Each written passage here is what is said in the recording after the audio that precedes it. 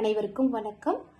இன்னைக்கு நம்ம பாடப்பகுதி பார்க்க போறது என்னன்னா, சிற்றிலக்கியங்கள் என்றால் என்ன, அதன் வகைகள், அதனுடைய நோக்கம், பண்புகள் மற்றும் எதன் அடிப்படையில் ஒவ்வொரு இலக்கியங்களும் கற்பனை போக்குல, போலி புகழ்ச்சி, பொருள் அடிப்படையில, இசையின் அடிப்படையில, இந்த வகைகள்ல எப்படியெல்லாம் அது அமைக்கப்பட்டிருக்கு அப்படிங்கிற செய்திகளை பார்க்க போறோம். இப்ப நம்ம பாடத்துக்குள்ள போலாமா? சிற்றிலக்கியம் என்றால் என்ன? காப்பியங்களை விட அளவில் சிறியதாகவும் அகப்பொருள் அல்லது புறப்பொருள் சார்ந்த ஒரு குறிப்பிட்ட மட்டும் பாடுபொருளாக கொண்டு பொருளை மட்டும் பாடுபொருளாக கொண்டு 96 வகைகளாக வகைப்படுத்தப்படும் தமிழ் இலக்கிய வகைமை சிற்றிலக்கியம் அப்படிங்கிறது. சிற்றிலக்கியங்கள் பல வகைப்படும். கோவை, உலா, அந்தாதி, கலம்பகம், தூது, மாலை, பரணி, மடல்பள்ளு, குரம் முதலிய பல வகை சிற்றிலக்கியங்கள் தமிழில் உள்ளன. இதனுடைய காலம் கிபி 3ஆம் நூற்றாண்டு. காரைக்கால் அம்மையார் அற்புத திருவந்தாதி, இரட்டை மணி மாலை ஆகியவற்றையும் இக்காலமதில் படைத்துள்ளார் என்பது குறிப்பிடத்தக்கது. இவை காலத்தால் மிகவும் பழமையானவை அப்படிங்கிறது குறிப்பில் இருக்கக்கூடிய செய்தி.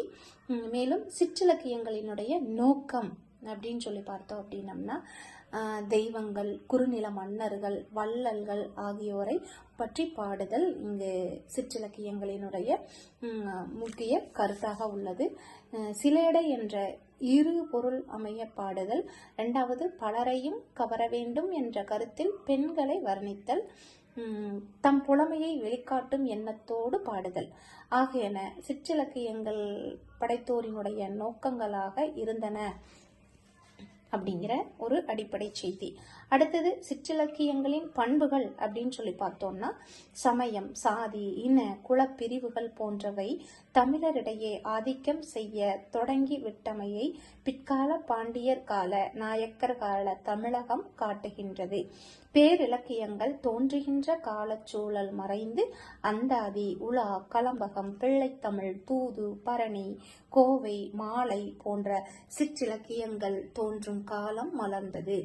சமய தலைவர்களையும், கொடையாளிகளையும், தெய்வங்களையும், குறுநில மன்னர்களையும் புலவர்கள் புனைந்து பாடத் தொடங்கினர். அளவுக்கு மீறிய புகழ்ச்சி மீண்டும் மீண்டும் பல நூல்களில் இடம்பெறும். அழுப்பூட்டக்கூடிய செயற்கையான வர்ணனைகள், பிற மொழி கற்பித்த உத்திகள், அணிகள், பிற மொழி சொற்கள் ஆகியன சிற்றிலக்கியங்களின் பண்புகளாக அமைந்துள்ளன. இப்போ சிற்றிலக்கியங்களினுடைய வகை, விளக்கம், உதாரணம் அப்படிங்கிறத நம்ம எடுத்துக்காட்டுக்காக சிலதை பார்க்க போறோம். உதாரணமாக கலம்பகம். கலம்பகம் அப்படின்னா பல பூக்களால் தொடுத்த மாலை போன்று பல பாவினங்கள், பல உறுப்புகள் கலந்து பாடப்படுவது. உதாரணம் நந்தி கலம்பகம், திருவரங்க கலம்பகம், மதுரை கலம்பகம்.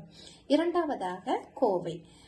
இதனுடைய விளக்கம் பார்த்தோம்னா, தலைவன் தலைவியருடைய களவு ஒழுக்கம், கற்பு ஒழுக்கம் பற்றி பல துறைகளில் 400 பாடல்கள் பாடுவது.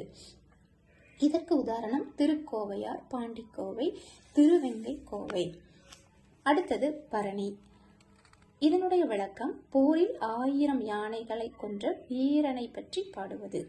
உதாரணம் கலிங்கத்து பரணி, தக்கையாக பரணி, இரணியவதை பரணி. அடுத்து பள்ளு. உழவர்களின் வாழ்க்கையை விளக்கும் நாடக சிற்றிலக்கியம். முக்கூடற்பள்ளு, குறுநூர் பள்ளு, திருவாரூர் பள்ளு இதற்கு உதாரணம். அடுத்தது பிள்ளைத்தமிழ். பிள்ளைத்தமிழில் தெய்வங்களையும் அரசர்களையும் குழந்தையாக கருதி அவர்களை புகழ்ந்து பாடுவது பிள்ளைத்தமிழ் சிற்றிலக்கியங்கள். உதாரணம் மீனாட்சி அம்மை பிள்ளைத்தமிழ், முத்துக்குமாரசாமி பிள்ளைத்தமிழ், சேக்கிலார் பிள்ளைத்தமிழ் இவற்றை சுட்டிக்காட்டலாம். அடுத்து உலா. தலைவன் வீதியில் உலா வரும் பொழுது 7 வெவ்வேறு பருவநிலைகள் உள்ள பொது மகளிர் காதல் உருவதாக பாடுவது உலா சிற்றிலக்கியம். இதற்கு உதாரணம் மூவர் உலா, ஏகாம்பரநாதர் உலா, சொக்கநாதர் உலா. அடுத்து தூது சிற்றிலக்கியம். தலைவனிடம் மையல் கொண்ட தலைவி தென்றல், வண்டு, கிளி, மயில், மேகம் போன்றவற்றை கொண்டு தன் ஆற்றாமையை இயம்ப தூது அனுப்புவதாக பாடுவது தூது இலக்கியம். தமிழ் விடு தூது, கிள்ளை விடு தூது, பண விடு தூது இதற்கு உதாரணம். அடுத்தது அந்தாதி. அந்தாதி ஒரு பாடலின் இறுதி அந்தம் பகுதியை அடுத்த பாடலில் முதலாக ஆதியாக அமைத்து பாடுவது அந்தாதி. பொன்வண்ணத் தந்தாதி, திருவரங்கத் தந்தாதி, அபிராமி அந்தாதி இவ்விலக்கியங்கள் அந்தாதி இலக்கியத்திற்கு உதாரணம். அடுத்தது குறவஞ்சி. தலைவனிடம் கொண்ட காதல் குறம் நிறைவேறுமா என குறப்பெண்ணிடம் தலைவி குறி கேட்பதாக அமைவது குறவஞ்சி. இதற்கு சான்றுகளாக திருக்குற்றால குறவஞ்சி, பெத்லகேம் குறவஞ்சி, சரபேந்திர பூபால குறவஞ்சி. அடுத்து மடல். தான் விரும்பிய காதலரை அடைய பெறாத காதலர் பனை மடலால் செய்த பரியின் மீது அமர்ந்து பாடுவது மடல் சிற்றிலக்கியம். இதற்கு பெரிய திருமடல், சிறிய திருமடல், வருணகுலாதித்தன் மடல் எனும் இலக்கியங்கள் சான்றுகளாக உள்ளன. மேலும் இவ்வகை சிற்றிலக்கியங்கள் எவ்வகையில் அமைக்கப்பட்டுள்ளது, அதனுடைய அமைப்பு முறை, அதனுடைய கற்பனை போக்கு, அதை பற்றி பார்க்கிறோம் அப்படின்னம்னா, சைவம், வைணவம், இஸ்லாம், கிறித்துவம் ஆகிய 4 சமயங்களும் தத்தம் சமயம் சார்ந்த கடவுளர், பெரியோர், வள்ளல்களை புனைந்து பாடும் நெறியில் இவ்வகை சிற்றிலக்கிய நூல்கள் பாடப்பெற்றன.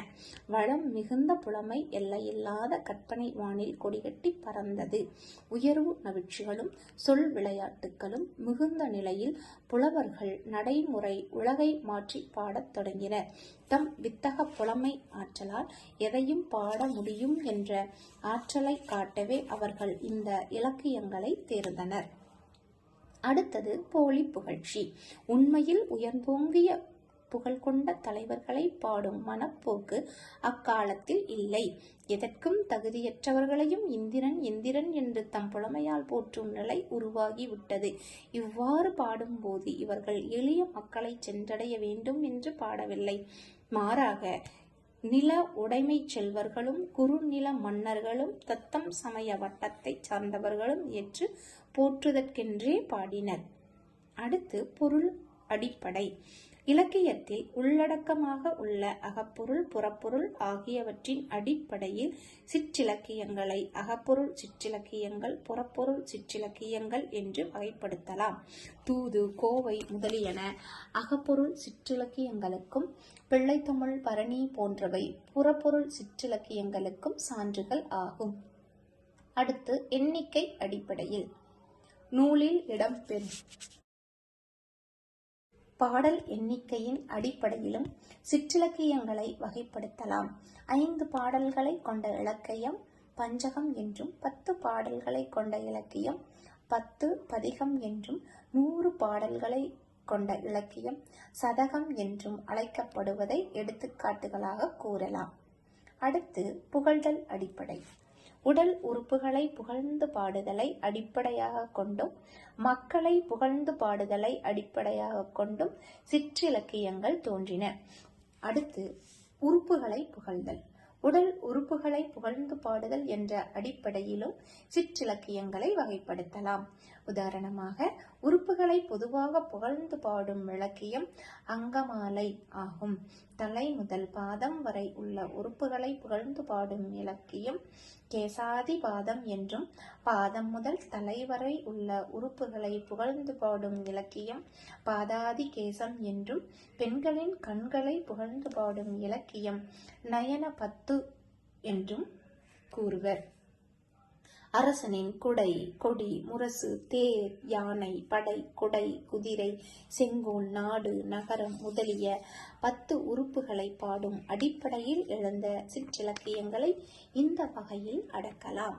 சான்றுகளாக தசாங்கம், தசாங்கப்பத்து, தசாங்கத்தயல், சின்னப்பூ முதலிய இலக்கியங்களை கூறலாம்.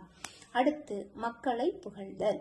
ஆடவர் அல்லது பெண்களை புகழும் நோக்கில் இயற்றப்பட்ட சிற்றிலக்கியங்களையும் தனியாக வகைப்படுத்தலாம். ஆடவர்களை புகழும் நோக்கில் இயற்றப்பட்டது நாமமாலை என்ற சிற்றிலக்கிய வகையாகும். பெண்களை புகழும் நோக்கில் இயற்றப்பட்டவை புகழ்ச்சி மாலை, தாரகை மாலை என்பவை இவ்வகையில் அடங்கும். அடுத்தது யாப்பு அடிப்படை. நூலை இயற்றுவதற்கு பயன்பட்ட யாப்பின் அடிப்படையிலும் சிற்றிலக்கியங்களை வகைப்படுத்தலாம். அந்தாதி, வெண்பா, இன்னிசை, நேரிசை, அகவல் முதலான இலக்கிய வகைகளை இவ்வகையில் அடக்கலாம். அடுத்து சொல் முடிவு அடிப்படை. நூற்பெயரின் இறுதிச் சொல்லை அடிப்படையாக கொண்டும் சிற்றிலக்கியங்களை வகைப்படுத்தலாம். அவ்வகையில் வேனில் மாலை, காப்பு மாலை முதலியவற்றை மாலை இலக்கிய வகை என்று கூறுவதை சான்றாக காட்டலாம். அடுத்து நாட்டுப்புற இயல் அடிப்படை. நாட்டுப்புற விளையாட்டுகளையும் நாட்டுப்புற இலக்கியங்களையும் அடிப்படையாக கொண்டு சிற்றிலக்கியங்களை வகைப்படுத்தலாம். மேலும் ஊசல், அம்மானை போன்ற இலக்கியங்கள் நாட்டுப்புற விளையாட்டு அடிப்படையிலான சிற்றிலக்கியங்கள் என்றும், பள்ளு, குறவஞ்சி முதலியன நாட்டுப்புற இலக்கிய அடிப்படையிலான சிற்றிலக்கியங்கள் என்றும் வகைப்படுத்தலாம். இறுதியாக இசை அடிப்படை. இசை அடிப்படையிலும் இசை நாடகம் என்ற அடிப்படையிலும் சிற்றிலக்கியங்கள் வகைப்படுத்தப்படும். அதற்கு சான்றுகளாக தெம்மாங்கு, கும்மி, சிந்து, கீர்த்தனை போன்ற இலக்கியங்கள் இசை அடிப்படையில் அமைந்தவை ஆகும். இசையுடன் நடித்து காட்டுவதற்கு ஏற்ற வகையில் இயற்றப்பட்ட இலக்கியங்களாக பள்ளு, குறவஞ்சி முதலியன காணப்படுகின்றன. இவ்வகையில் சிற்றிலக்கியங்களின் சிறுபேரும் அருமைகளை வரிசையாக கண்டோம் என்றும், மேலும் வரக்கூடிய சந்ததியினர் இதுகாரும் பல கற்பனையில் பல்வேறு கலைகளை வளர்த்து கொண்டிருக்கின்றனர் என்பதும் குறிப்பிடத்தக்கதாக உள்ளது. நன்றி, வணக்கம்.